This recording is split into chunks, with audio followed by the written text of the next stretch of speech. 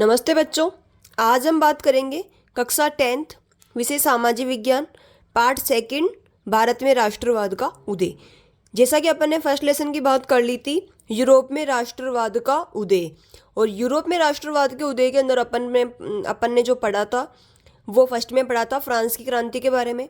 फिर अपन ने पढ़ा था कि इटली का एकीकरण कैसे होता है, कितने हिस्सों में बटा था। फिर अपन ने पढ़ा था जर्मनी का एकीकरण कैसे हुआ है और कितने हिस्सों में बटा था। जर्मनी के एकीकरण में किसकी भूमिका रही है, इटली के एकीकरण में किसकी भूमिका रही है, और इसी प्रकार से अपन ने यूरोप में राष्ट्रवाद का उदय कैसे होता है इसके ऊपर अच्छे से अपन ने चर्चा कर ली थी। अब अपना सेकंड लेसन का नाम है कि भारत में राष्ट्रवाद का उदय कैसे होता है। भारत में राष्ट्रवाद का उदय महात्मा गांधी जी के साथ में होता है। जैसे कि इस लेसन के बारे में अपन पढ़ेंगे फर्स्ट वर्ल्ड वार के बारे में, खिलाफत आंदोलन के बारे में और असहयोग आंदोलन के बारे में। आज के पार्ट में अपन इन तीनों पर चर्चा करेंगे। यह जो वीडियो है सिर्फ 10th के लिए ही नहीं बल्कि 12th के लिए भी ज़रूरी है, क्योंकि महात्मा गांधी जी 12th के अंदर भी और 10th के अंदर भी है। तो आप दोनों ही क्लासों के लिए ये पूरा उपयोगी है। आप दोनों ही क्लास इसको अच्छे से समझ सकते हैं। 12th में भी यही पार्ट है जो 10th में है। तो एक बार अपन चर्चा करते हैं इसके ऊपर। पहला अपना जो पॉइंट है वो है प्रथम विश्व युद्ध, खिलाफत आंदोलन और असहयोग आंदोलन। सबसे पहले बात करते हैं सत्याग्रह का विचार, यानी कि गांधी जी ने सत्याग्रह कौन कौन से सत्याग्रह करे हैं, या सत्याग्रह क्यों करते थे, या इनका अर्थ क्या होता था, उसके ऊपर अपन अच्छे से चर्चा करेंगे और इसकी ज़रूरत क्यों पड़ी है। गांधी जी के अनुसार सत्य प्लस अहिंसा सबसे शक्तिशाली हथियार थे। यानी कि गांधी जी कहते थे कि मतलब अगर अपने को कोई चीज़ मनवानी है तो उसके लिए अपने को कौन सा रास्ता अपनाना चाहिए, सत्य प्लस अहिंसा का। और ये कौन सा हथियार है, सबसे शक्तिशाली हथियार है। गांधी जी यानी कि वे मानते थे अन्याय पर शासन तभी चल सकता है जब तक लोग सहयोग करते हैं। यानी कि अगर कोई अपने ऊपर अन्याय कर रहा है तो उसके अंदर अपनी भी उतनी ही भूमिका है जितना कि अन्याय करने वाले की है। यानी कि वो अन्याय अपने ऊपर कब कर सकता है, जब अपन उसका सहयोग करते हैं। गांधी जी ने कहा है कि अपने ऊपर कोई भी व्यक्ति, यानी कि उस समय किसका शासन था, ब्रिटिश भारत यानी कि अंग्रेजों का शासन था, और अंग्रेज अपने ऊपर शासन कर रहे थे। लेकिन वो शासन क्यों कर रहे थे, क्योंकि अपन उनका फुल सहयोग कर रहे थे। तो गांधी जी ने कहा, यानी कि गांधी जी मानते थे कि अन्याय पर शासन तभी तक चल सकता है जब तक लोग सहयोग करते हैं। यानी कि जब तक हम उसका सहयोग करेंगे तब तक ही वो अपने ऊपर अन्याय कर सकते हैं। इसीलिए उन्होंने लोगों को सिखाया अन्यायपूर्ण कानून का शांतिपूर्ण उल्लंघन करो। यानी कि आपको अंग्रेज अगर कोई किसी चीज़ के लिए कह रहे हैं, कोई कार्य दे रहे हैं, तो आप उसका शांतिपूर्ण तरीके से क्या करो, उल्लंघन करो, उसके लिए मना कर दो। यानी कि असहयोग। हिंसा मत करो, दुश्मन को भी प्रतिद्वंदी की तरह नहीं बल्कि इंसान की तरह देखो। ये गांधी जी की सबसे बड़ी विशेषता थी कि वो अहिंसा का पालन करते थे। यानी कि उनको अपन अहिंसा के पुजारी भी कहते हैं। तो यही कारण रहा है उनको अहिंसा के पुजारी कहने का, क्योंकि गांधी जी कहते थे कि जो अंग्रेज है, जो अपने उस समय अपने जो दुश्मन थे, उनको भी आप प्रतिद्वंदी की तरह नहीं बल्कि एक इंसान की तरह देखो। गांधी जी ने 1916 से 1918 के बीच 3 बड़े सत्याग्रह किए थे। यानी कि गांधी जी ने कितने सत्याग्रह किए, 3 बड़े सत्याग्रह किए। देखते हैं प्रत्येक सत्याग्रह पर अपन चर्चा करते हैं, कब होता है और क्यों होता है और इसके परिणाम क्या होते हैं। पहला सत्याग्रह है चंपारण सत्याग्रह। चंपारण सत्याग्रह कहाँ है, बिहार के अंदर है चंपारण। यह कब होते हैं, अब चंपारण सत्याग्रह अप्रैल 1917 को होता है। और चंपारण सत्याग्रह का दूसरा नाम क्या है, नील आंदोलन। वेरी वेरी इंपॉर्टेंट, डायरेक्ट अपने ऑब्जेक्टिव टाइप क्वेश्चन में पूछ सकते हैं कि चंपारण सत्याग्रह का दूसरा नाम क्या है, नील आंदोलन।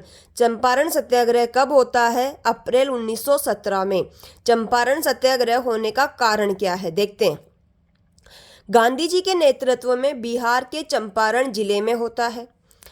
भारत में उनका पहला सत्याग्रह आंदोलन था। वेरी वेरी इंपॉर्टेंट, अगर क्वेश्चन आ जाए कि गांधी जी का भारत में पहला सत्याग्रह आंदोलन कौन सा था, चंपारण सत्याग्रह। और चंपारण सत्याग्रह का दूसरा नाम क्या है, नील आंदोलन। अब ये आंदोलन क्यों हुआ है, नील की खेती के लिए अंग्रेज किसानों को मजबूर करते थे उसके विरोध में था। यानी कि चंपारण के अंदर जो अंग्रेज थे वहाँ के किसानों को नील की खेती के लिए मजबूर करते थे और उसके विरोध में ही वहाँ के किसानों के साथ मिलकर के गांधी जी ने चंपारण सत्याग्रह चलाया है और गांधी जी को इसमें सफलता मिली है। इतने से पैराग्राफ में आपके 4 से 5 क्वेश्चन बन रहे हैं। पहला तो चंपारण सत्याग्रह कब होता है? अप्रैल 1917 में। चंपारण सत्याग्रह का दूसरा नाम क्या है? नील आंदोलन। चंपारण सत्याग्रह किसके नेतृत्व में होता है? गांधी जी के नेतृत्व में। चंपारण सत्याग्रह भारत में गांधी जी का भारत में पहला सत्याग्रह आंदोलन कौन सा था? चंपारण सत्याग्रह। चंपारण सत्याग्रह क्यों होता है? नील की खेती को बंद करवाने के लिए। और यह इसमें क्या मिलती है अपने को? सफलता। इनकी गांधी जी का पहला सफल आंदोलन था चंपारण सत्याग्रह। चलो आगे बात करते हैं खेड़ा सत्याग्रह की। खेड़ा सत्याग्रह क्या होता है कि खेड़ा सत्याग्रह में यानी कि जो खेड़ा है कहाँ पड़ता है? गुजरात में पड़ता है। गुजरात का खेड़ा जिला है। और यह कब होता है? मार्च 1918 से जून 1918 तक। यहाँ पर क्या होता है कि अकाल पड़ जाता है और अकाल पड़ने के बाद में यहाँ के किसानों के पास में पैसे नहीं आते हैं, लेकिन सरकार क्या करती है? इनसे लगान वसूल करती है। तो ये कहते हैं कि जब अकाल पड़ गया है तो हम लगान यानी कि टैक्स कहाँ से चुका पाएंगे? तो ये इसके खिलाफ था कि हमारी लगान माफ़ करे, हमारा लगान माफ़ करे। गांधी जी और सरदार पटेल के नेतृत्व में किसानों ने फसल खराब होने के कारण लगान माफ़ी की मांग की थी। यानी कि अकाल पड़ने से यहाँ के जो किसान थे वो टैक्स नहीं भर पा रहे थे और उसी के विरोध में कि हम टैक्स नहीं भर सकते क्योंकि अकाल पड़ गया था। अकाल पड़ने से हमारी फसल खराब हो जाती है। फसल एक बार तो यहाँ पर अकाल पड़ता है, एक बार यहाँ बाढ़ आ जाती है, तो बाढ़ आने में फसल खराब हो जाती है और अकाल पड़ने में फसल बिल्कुल भी नहीं होती है। तो ये कह रहे थे कि हमसे टैक्स नहीं वसूला जाए, यानी कि हमारा लगान माफ़ किया जाए। इसी के उपलक्ष्य में खेड़ा सत्याग्रह आंदोलन होता है और इसका नेतृत्व गांधी जी और सरदार वल्लभ भाई पटेल करते हैं। और यह आंदोलन कब होता है? मार्च 1918 से जून 1918 तक चलता है। और खेड़ा सत्याग्रह कहाँ पर है? खेड़ा गुजरात के खेड़ा जिले में है और इसका नेतृत्व गांधी जी सरदार पटेल करते हैं और फसल खराब होने के कारण लगान माफ़ी के लिए करते हैं। चलिए आगे बात करते हैं तीसरे सत्याग्रह की, जो कि अहमदाबाद मिल मजदूर आंदोलन था। अहमदाबाद मिल मजदूर सत्याग्रह ये भी कब होता है? 1918 के अंदर। और ये भी कहाँ है? गुजरात के अंदर। अब इसकी क्या समस्या है? इसकी समस्या ये थी कि प्लेग महामारी आती है और प्लेग महामारी आने के बाद में यहाँ के जो मजदूर थे उन्होंने कहा कि प्लेग आने की वजह से हमारा खर्चा बढ़ गया है, यानी कि इलाज में इनमें पैसे भी हमें ज़्यादा चाहिए। तो एक बार मान लीजिए कि जैसे इनकी पहले जो मजदूरी थी वो 100 रुपये थी, ठीक है। 100 रुपये से जब प्लेग महामारी आ जाती है और ये प्रॉपर तरीके से कार्य नहीं कर पाते हैं और इनको बीमारी के लिए भी पैसे चाहिए, तो इनका जो मालिक था उसने 110 रुपये बढ़ा दिए हैं, यानी कि 100 रुपये से 110 रुपये बढ़ा दिए हैं। अब 110 रुपये बढ़ाने के बाद में 10 रुपये बढ़ गए, लेकिन क्या होता है कि प्लेग महामारी ख़त्म हो जाती है और ख़त्म होने के बाद में जो यहाँ का मालिक है वो इनकी इनकम वापस 100 रुपये कर देते हैं कि प्लेग ख़त्म हो गई है तो वापस 100 रुपये कर देते हैं। लेकिन जो मज़दूर है उनको लगता है कि नहीं, अब तो हमें 110 ही मिलने चाहिए, हम 100 रुपये नहीं लेंगे। तो मजदूरों की मजदूरी बढ़ाने के लिए किया गया सत्याग्रह था। तो ये गांधी जी के पास पहुंचते हैं और गांधी जी को कहते हैं कि हमारी मजदूरी कम कर रहे हैं, इनको बढ़ाने में हमारी हेल्प करो। और यह सत्याग्रह होता है मजदूरों की मजदूरी बढ़ाने के लिए किया गया सत्याग्रह है, जो कि कब होता है? 1918 में होता है। और कहाँ पर होता है? अहमदाबाद गुजरात के अंतर्गत होता है। और ये भी आंदोलन इनका सफल रहता है, 35% समथिंग इनकी बढ़ा देते हैं।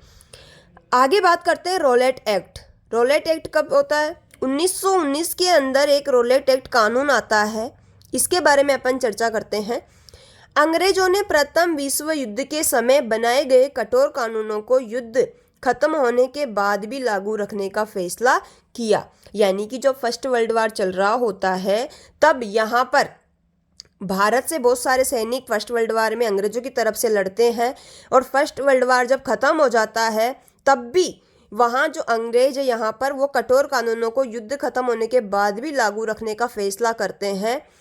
और रोलेट एक्ट आता है। रोलेट एक्ट क्या कहता है कि संदेह के आधार पर किसी को भी 2 वर्ष की सजा दे दो। अगर आपको किसी के ऊपर डाउट है कि ये हमारे खिलाफ है, यानी कि सरकार के खिलाफ है, तो आप उसको 2 वर्ष के लिए सजा सुना सकते हो, जेल में बंद कर सकते हो और 2 वर्ष के बाद में आप कह सकते हो आई एम सॉरी, मिसअंडरस्टैंडिंग हो गई थी, आप जा सकते हैं। तो इसके ऊपर जो यहाँ की जनता थी वो विद्रोह करने लग गई कि ऐसा थोड़ी होता है, जब हमने कुछ किया ही नहीं आप 2 वर्ष तक हमें जेल के अंदर रख दियो। और सबसे बड़ी बात है कि यह बिना अपील, बिना वकील और बिना दलील का कानून था, यानी कि इसके लिए आप कोई अपील नहीं कर सकते हो, ना कोई वकील कर सकते हो। तो रोलेट एक्ट 1919 के अंतर्गत आता है और इसमें आपको दोनों चीज़ें याद रखनी है कि संदेह के आधार पर किसी को भी 2 वर्ष की सजा सुनाई दी जाती थी और बिना अपील, बिना वकील और बिना दलील का कानून था। देश भर में इस कानून का विरोध हुआ और इसी दौरान 13 अप्रैल 1919 को जलियांवाला बाग हत्याकांड होता है। यानी कि जलियांवाला बाग कहाँ पर है? पंजाब में, अमृतसर में है। और यहाँ ये घटना कब होती है? 13 अप्रैल 1919 को जलियांवाला बाग हत्याकांड होता है। और इसके अंतर्गत क्या होता है कि जनरल डायर ने निहत्थे लोगों पर गोलियां चलाई। यानी कि जब वो लोग वहाँ पर बैठ कर के इसके खिलाफ चर्चा कर रहे थे तो जनरल डायर आता है और उसने निहत्थे लोगों पर गोलियां चला दी, जिससे यहाँ पर बहुत सारे लोग मर जाते हैं और पूरे देश में गुस्सा और राष्ट्रवाद की अग्नि तेज हो जाती है। यानी कि सभी लोग वहाँ पर गुस्से में आ जाते हैं कि ऐसा ये नहीं कर सकते हमारे साथ में। और इसी के उपलक्ष्य में अपना आंदोलन चलता है असहयोग आंदोलन। असहयोग आंदोलन चलता है 1 अगस्त 1920 को। अब बात करते हैं कि असहयोगी क्यों। वैसे अपन ने पहले भी बात करी थी कि गांधी जी ने कहा था कि अगर आपको इनका विरोध करना है तो सबसे पहले तो आप इनका सहयोग करना बंद कर दो। यानी कि अन्यायपूर्ण अगर आप सह रहे हो, उसका विरोध नहीं कर रहे हो, तो इसमें आपकी गलती है, तो शांतिपूर्ण उसका असहयोग करो। असहयोग ही क्यों? गांधी जी का तर्क, सरकार भारतीयों के सहयोग से चलती है। वेरी वेरी इंपॉर्टेंट, मेरे साथ में ध्यान से सुनिएगा, आपको अच्छे से याद होगा। और अगर कोई चीज़ समझ में नहीं आ रही है तो आप कमेंट में लिख सकते हो, मैं तुरंत उसका जवाब आपको दूंगी। पर यह है कि आपको ये मेरे साथ में पढ़ना ही पड़ेगा। अगर आप पढ़ेंगे तो मैं नेक्स्ट लेसन का भी वीडियो बना दूंगी, और अगर आप नहीं पढ़ेंगे तो मैं नहीं बनाऊंगी, क्योंकि मैं फालतू में मेहनत क्यों करूं। मैं बच्चों के लिए मेहनत करती हूँ और बच्चे नहीं पढ़ेंगे तो फिर मुझे कोई मतलब नहीं है। तो उम्मीद है कि आप इसको अच्छे से समझेंगे और पढ़ेंगे, और कोई चीज़ समझ में नहीं आए तो आप आराम से कमेंट में लिख सकते हैं। तो असहयोग आंदोलन की अपन बात कर रहे थे, ये कब चलते? 1 अगस्त 1920 को चलता है। और ये असहयोग ही क्यों, यानी कि असहयोग आंदोलन अपन चला रहे हैं, तो इसमें ये क्वेश्चन है कि असहयोग ही क्यों। तो गांधी जी का तर्क था कि सरकार भारतीयों के सहयोग से चलती है, यदि हम सहयोग बंद कर दे तो सरकार अपने आप कमजोर हो जाएगी। यानी कि गांधी जी कहते थे कि सरकार किसके सहयोग से चलती है? भारतीयों के सहयोग से चलती है, और अगर हम अंग्रेजों का सहयोग नहीं करेंगे तो सरकार अपने आप ही कमजोर हो जाएगी। तो यानी कि इसीलिए कौन सा आंदोलन चलाया इन्होंने? असहयोग आंदोलन। इसीलिए उन्होंने असहयोग आंदोलन चलाया। तिलक स्वराज फंड में चंदा दिया, विदेशी कपड़ों का बहिष्कार किया। यानी कि जब असहयोग आंदोलन चल रहा है तो विदेशी कपड़ों का बहिष्कार कर दिया। सरकारी स्कूल कॉलेज छोड़ दिए, यानी कि जो ब्रिटिश सरकार के जितने भी सरकारी स्कूल कॉलेज सबको छोड़ दिए। न्यायालयों का बहिष्कार कर दिया, यानी कि जो बड़े बड़े वकील थे उन्होंने न्यायालयों का बहिष्कार कर दिया। शराब, नशे और विदेशी वस्तुओं का बहिष्कार कर दिया, यानी कि शराब, नशे और विदेशी वस्तुओं का भी क्या कर दिया इन्होंने? बहिष्कार कर दिया। आगे बात करते हैं। जल्दी ही असहयोग आंदोलन, जल्दी ही ये आंदोलन पूरे भारत का जन आंदोलन बन जाता है। यानी कि जब सभी असहयोग कर रहे थे तो यही आंदोलन कौन सा आंदोलन बन जाता है? जन आंदोलन बन जाता है। अब बात करते हैं खिलाफत आंदोलन की। असहयोग आंदोलन के साथ ही खिलाफत आंदोलन मिल जाता है। अब बात करते हैं खिलाफत आंदोलन कब होता है और क्यों होता है और किसके बारे में होता है। तो खिलाफत आंदोलन 1919 के अंतर्गत होता है। Very very important. British Bharat में भारतीय मुसलमानों द्वारा शुरू किया गया एक राजनीतिक और धार्मिक आंदोलन था। यानी कि यह है आंदोलन किसके द्वारा चलाया गया था? भारतीय मुसलमानों के द्वारा। और किसके खिलाफ? ब्रिटिश भारत के खिलाफ। और कौन सा आंदोलन था? राजनीतिक और धार्मिक आंदोलन था। जिसका मुख्य उद्देश्य प्रथम विश्व युद्ध के बाद तुर्की के सुल्तान, जिसको खलीफा कहते थे, के पद और ओटोमन साम्राज्य की रक्षा के लिए अंग्रेजों पर दबाव बनाना था। यानी कि फर्स्ट वर्ल्ड वार के अंदर जो तुर्की के सुल्तान थे उन्होंने अंग्रेजों का साथ दिया, और साथ देने के बाद में अंग्रेजों ने क्या किया कि इस पद के लिए मना कर दिया। इस पद की सुरक्षा के लिए इन्होंने आंदोलन किया था कि खलीफा का पद बरकरार रखा जाए और ओटोमन साम्राज्य की रक्षा की जाए। इसके उपलक्ष्य में जो मुसलमान थे उन्होंने ये आंदोलन किया था, और भारत में भी जो भारतीय मुसलमान थे उन्होंने ये आंदोलन किया था। और यह आंदोलन असहयोग आंदोलन के साथ जाकर के मिल जाता है, जिससे कि हिंदू और मुस्लिम एकताओं को बढ़ावा मिलता है। यानी कि खिलाफत आंदोलन और असहयोग आंदोलन दोनों मिलकर के हिंदू मुस्लिम एकता का प्रदर्शन करते हैं या प्रचार करते हैं। आगे बात करते हैं असहयोग आंदोलन के भीतर अलग अलग धाराएं। यानी कि असहयोग आंदोलन किस प्रकार से होता है, शहरों में किस तरीके से होता है, और गाँवों में किस तरीके से होता है, और बागानों में किस तरीके से होता है, उसके बारे में अपन अच्छे से चर्चा करेंगे। असहयोग आंदोलन के भीतर अलग अलग धाराएं। हर इलाके में आंदोलन का स्वरूप अलग अलग दिखाई दिया। यानी कि शहरों में अलग दिखाई देता है और गाँवों में अलग दिखाई देता है। सबसे पहले बात करेंगे शहरों में आंदोलन।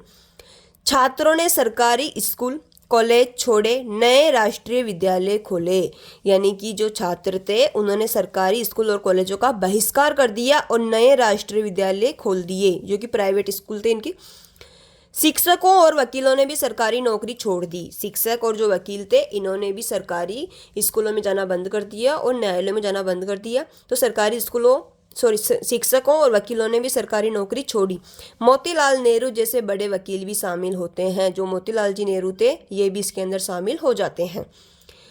खादी पहनना फैशन से ज़्यादा देशभक्ति का प्रतीक बन गया। यानी कि पहले जो खादी पहनते थे वो फैशन की वजह से पहनते थे, क्योंकि खादी बहुत महंगा आता था तो फैशन की वजह से, लेकिन धीरे धीरे ये देशभक्ति का प्रतीक बन जाता है। विदेशी कपड़ों की होली जलाई गई। यानी कि विदेशी जो कपड़े थे उनकी होली जला दी गई, उनको वो लोग सब जला दिए, उनको नहीं पहनते थे। अब शहरों में जब ये आंदोलन चल रहा था तो इसमें कुछ ना कुछ समस्या भी आएगी, तो बात करते हैं उन समस्या पर। अब समस्या क्या आती है, खादी महंगी थी, हर कोई खरीद नहीं सकता था। अब यह आंदोलन चल रहा है, लोग अपने दिल से साथ दे रहे थे, लेकिन जब उनके पास में पैसे नहीं थे तो खादी के कपड़े नहीं खरीद सकते थे, तो इसीलिए यह आंदोलन थोड़ा कमजोर हो जाता है। यानी कि खादी महंगी थी, हर कोई खरीद नहीं सकता था। निजी स्कूलों की फीस ज़्यादा थी। सरकारी स्कूल में बच्चे फ्री में पढ़ रहे थे, और जब निजी स्कूलों में जाने लगे, राष्ट्रीय स्कूलों में जाने लगे, तो वहाँ पर फीस बहुत ज़्यादा थी, तो हर कोई अपने बच्चों को प्राइवेट स्कूल में नहीं पढ़ा सकते थे, तो इसीलिए भी आंदोलन कमज़ोर हो जाता है। यानी कि इसकी दो समस्या है, आपको बहुत अच्छे से याद रखनी है। पहली तो कि खादी महंगी थी, हर कोई नहीं खरीद सकता था। दूसरी है निजी स्कूलों की फीस ज़्यादा थी, इसीलिए गरीब छात्र वापस सरकारी स्कूलों में जाने लगे। अब इनके परिणाम क्या होते हैं कि शहरों में आंदोलन धीरे धीरे कमज़ोर पड़ने लगा। यानी कि अपन शहरों में जो असहयोग आंदोलन चल रहा था उसके बारे में अपन ने बात करी है। शहरों के अंदर स्कूल कॉलेज सभी का बहिष्कार कर दिया गया था, लेकिन और खादी पहनने लग गए थे, लेकिन खादी अत्यधिक महंगी होने के कारण इसको हर कोई नहीं खरीद पा रहा था, और निजी स्कूलों की फीस ज़्यादा होने के कारण बच्चे जो होते थे वो सभी सरकारी स्कूल में जाने लगे। तो धीरे धीरे शहरों में आंदोलन क्या हो गया, कमज़ोर पड़ जाता है। अब बात करेंगे आगे गाँवों में आंदोलन कैसा चल रहा है। बात करते हैं ग्रामीण इलाकों में विद्रोह, किसानों की तकलीफें। यानी कि गाँवों के अंदर किसानों की क्या क्या तकलीफ होती है। युद्ध के दौरान करों में भारी बढ़ोतरी। जब फर्स्ट वर्ल्ड वार चल रहा होता है तो जब अंग्रेजों को पैसों की ज़रूरत थी तो उन्होंने क्या किया कि किसानों के जो टैक्स होते थे उनके अंदर भारी बढ़ोतरी कर दी, लेकिन उसको वापस कम नहीं किया। फर्स्ट वर्ल्ड वार ख़त्म होने के बाद भी जो टैक्स बढ़ाए थे उनको कम नहीं किया, तो इसको लेकर के गाँव के अंदर रोष उत्पन्न हो रहा था। लगान वसूली कठोर तरीके से इनकी टैक्स वसूली की जा रही थी। बेगार प्रथा यानी कि जबरन मजदूरी, इनको बिना पैसों के जबरन इनसे मजदूरी ली जा रही थी। तो ग्रामीण इलाकों में जो विद्रोह होता है उसके 3 कारण हैं। पहला तो है युद्ध के दौरान करों में भारी बढ़ोतरी, यानी कि जब फर्स्ट वर्ल्ड वार चल रहा होता है तो टैक्स में भारी बढ़ोतरी कर देते हैं। दूसरा है जो लगान वसूली है वो कठोर तरीके से करते हैं। और तीसरा है बेगार प्रथा, यानी कि जबरन मजदूरी करवाई जा रही थी बिना पैसों के। अवध में बाबा रामचंद्र के नेतृत्व में किसानों ने आंदोलन शुरू किया।